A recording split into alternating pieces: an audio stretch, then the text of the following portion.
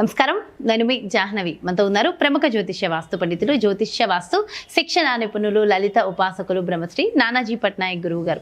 సూక్ష్మంలో మోక్షం ఈ ప్రత్యేక కార్యక్రమం ద్వారా మనకున్నటువంటి ప్రతి సందేహాన్ని నివృత్తి చేస్తూ ఎంతో చక్కటి పరిహార మార్గాలు మనందరికీ అందిస్తూ ఉన్నారు కదా. మరి శ్రావణ మాసం వచ్చేసింది. శ్రావణ మాసం అనగానే శ్రావణ మంగళవారాల వ్రతాలకు సంబంధించి పూర్తి అవగాహన తెలియాలని అందరం అనుకుంటూ ఉంటాం కదా. మరి శ్రావణ మంగళవారానికి సంబంధించి గురువు గారి మాటల్లో వివరంగా తెలుసుకుందాం. నమస్కారం గురువు గారు. శ్రీమాత్రే నమః. ఆడవాళ్ళందరికీ ఇష్టమైన మాసం ఈ శ్రావణ మాసం. అయితే ఈ శ్రావణ మంగళవారాలు మంగళ గౌరీ వ్రతాన్ని నిర్వహిస్తూ ఉంటారు కదా గురువుగారు. అసలు ఎందుకోసం ఈ మంగళ గౌరీ వ్రతాన్ని చేస్తారు? ముఖ్యంగా ప్రతి ఒక్క స్త్రీకి ఏది ఎక్కువ ముఖ్యం అంటారు? ఏం చేయాలి? పూర్తి వివరణ మంగళవారానికి సంబంధించి అండ్ పరిహార మార్గాలు కూడా అందించండి. మంగళము అంటే మంచి, శుభము. మంగళ గౌరి శుభాన్నిచ్చేటువంటి అమ్మవారు మంగళగౌరి. శ్రావణ మాసంలో మంగళగౌరి వ్రతం కనుక చేసుకున్నట్లయితే అశుభములు తగ్గి శుభాలు పెరుగుతాయి. ఎవరికైనా ఒక్క శుభకార్యం కూడా అవ్వట్లేదండి మా ఇంట్లో అని అనుకునేటువంటి వారు ఈ వ్రతం కనుక చేసుకున్నట్లయితే ఖచ్చితంగా శుభ సంబంధించినటువంటివి ఏవైతే ఉంటాయో శుభకార్యాలు జరగడం ఇవన్నీ పెరుగుతాయి. ఇంట్లోని వాళ్ళ లైఫ్లోని పెరుగుతాయి. అయితే ఇక్కడ ఏమండి కేవలం ఇదే పెరుగుతాయి అంటే కాదు. మీరు ప్రతి దాంట్లోనే శుభం చూడడం అనేది మీకు అలవాటు అవుతుంది. ప్రతి దాంట్లో పాజిటివ్ చూడడం మీకు స్టార్ట్ అవుతుంది. ఇప్పుడు ఎలా ఉంటుందంటే అమ్మ, నాకు ఒక సంఘటన జరిగింది. నాకు జరిగినంత మాత్రాన అది అమంగళమైన విషయం అనుకోవడానికి వీలుండదు.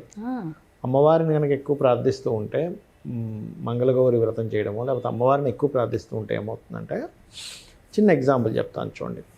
ఇప్పుడు నేనేదో చిన్న ఎగ్జాంపుల్ ఏంటంటే, నేనేదో ఒక డ్రెస్సు చిరిగిపోయింది నాది అనుకున్న ఉదాహరణకి. చిరిగిపోవడం అమంగళం, కానీ కుట్టేవాడు కదా మంగళం. నిజం, అంతే కదా. టైర్ పంచర్ అయింది, నాకు అమంగళం. పంచర్ చేసేవాడికి మంగళం. పర్ఫెక్ట్. కారు పక్కన పెడితే వాడు గీసుకొని వెళ్ళిపోయాడు. కారు గీత పడింది, నాకు అమంగళం, కానీ వాడికి మంగళంగా వాడికి బేరం వచ్చిందిగా. అంటే ఏమిటి?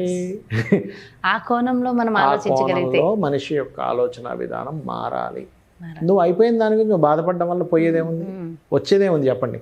ఇప్పుడు చొక్కా జరిగిపోయింది, ఇది కుట్టించాలా, అయ్యో చొక్కా జరిగిపోయిందని ఏడడం వల్ల నీకు వచ్చేది ఏంటి అనేటువంటి థాట్ ప్రాసెస్ పెరుగుతుంది మీకు. ఏడవడం వల్ల ఏం రాదు కదా. సరే సరే, ఒక 20 రూపాయలు అవుద్ది, సరే తీసుకెళ్ళి కుట్టించేద్దాం. ఒక 50 రూపాయలు అవుద్దాం, 100 రూపాయలు అవుద్దాం, ఓ పంచర్ చేపిస్తే అనుకునే థాట్ ప్రాసెస్ ఫస్ట్ పెంచుకోవాలి. మంగళగౌరి వ్రతం చేయడం అంటే కేవలం ఏదో మంగళగౌరి అష్టోత్తరాలు చదువుకుంటూ ఓ పసుపు కుంకుమ వేసేసి చేయడం అని కాదు. అక్కడ ప్రతిదాన్ని మంగళంగానే తీసుకునేటువంటి థాట్ ప్రాసెస్ పెంచుకోవాలి. ఏమి జరిగినా మీ లైఫ్లో ఫైన్, అదేదో సినిమాలో ఉంటుంది, ఆల్ ఈజ్ వెల్ అంటూ ఉంటారు. అట్లా ప్రతిదీ మనకు. అందుకే మన వాళ్ళు ఏది జరిగినా మన మంచిగా అంటూ ఉంటారు చూడండి. ఏది జరిగినా మన మంచిగా అనుకుంటూ ఉండడం ప్రాక్టీస్ చేయాలి ఫస్ట్. చేస్తూ శ్రావణ మంగళవారాలు ఎవరైతే చేస్తారో అందులో ముఖ్యంగా స్త్రీలు కనుక అమ్మవారి ఆరాధన, గౌరీదేవి యొక్క ఆరాధన కనుక చేస్తే వివాహం అవ్వని వారికి వివాహం అవుతుంది. రెండవది కుజదోషాలు అంటూ ఉంటారు. చాలామంది ఏంటంటే ఈ కుజదోషంలో కూడా మిస్కాన్సెప్ట్ ఉంది. కొన్ని లగ్నాలకు అసలు కుజదోషం ఉండదు. మేషము, కర్కాటకము, సింహము, వృశ్చికము, ధనురు, మీన లగ్నాలకు కుజదోషం ఉండదు. అది తెలియక ఆ లగ్నాలకు కూడా కుజదోషం ఉందేమో అని ఆపాదించేస్తారు. ఎందుకు?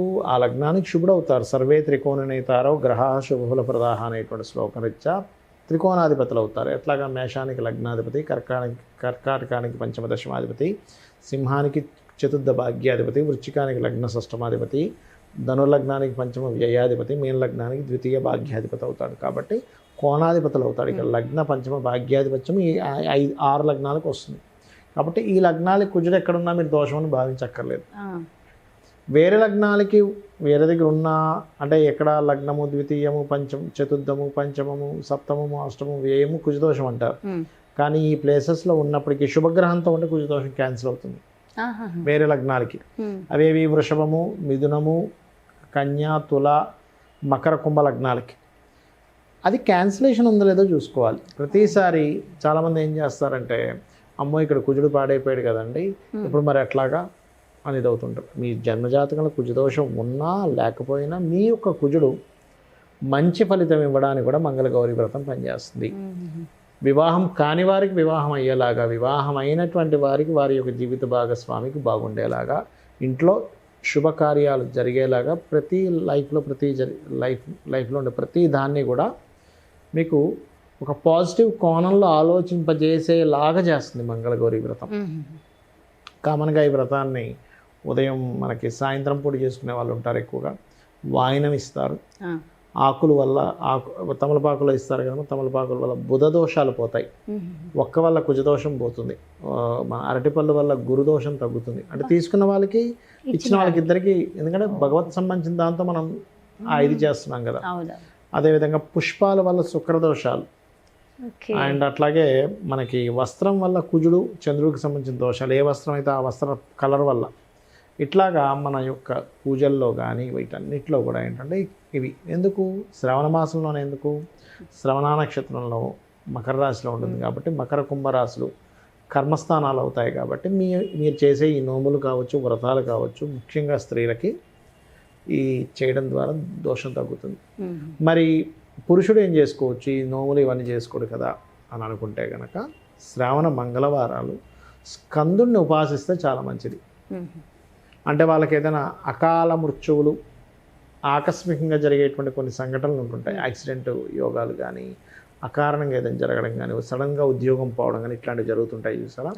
శ్రావణ మంగళవారాలు కనుక ఓం స్కందాయ నమః అనే నామస్మరణ కనుక రెగ్యులర్గా చేయడము, లేదా ఓం మంగళగౌరి అయి నమః అనేటువంటి నామస్మరణ చేస్తూ ఉన్నట్లయితే వాళ్ళకి కుజదోషం వల్ల ఏర్పడేటువంటి గొడవలు కానీ, పోలీస్ స్టేషన్లో గొడవలు కానీ, ఇవన్నీ కూడా తగ్గుతాయి వారికి.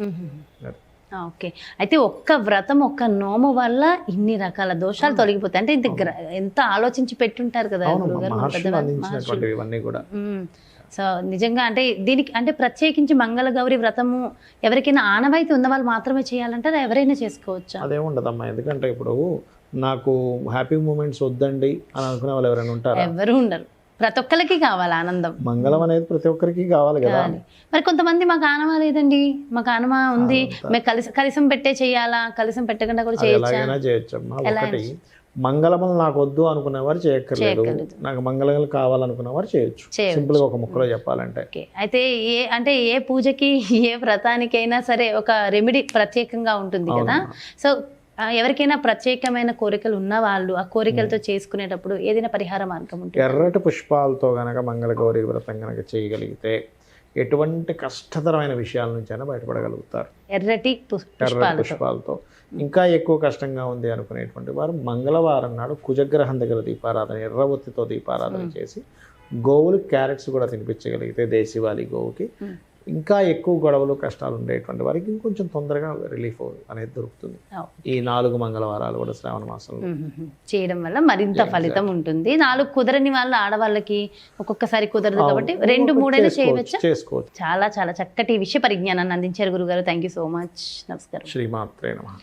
చూసారు కదండి, మరి ఇది మంగళవారము మంగళ గౌరీ వ్రతము. మరి ప్రత్యేకించి చేయవలసిన విధి విధానాలు ఏమిటి, ఎవరెవరు జరుపుకోవాలి, ఎవరు జరుపుకోకూడదు, డీటెయిల్డ్ ఇన్ఫర్మేషన్, విషయ పరిజ్ఞానం, పరిహారంతో పాటు ఎంతో చక్కగా వివరించారు కదా గురువుగారు.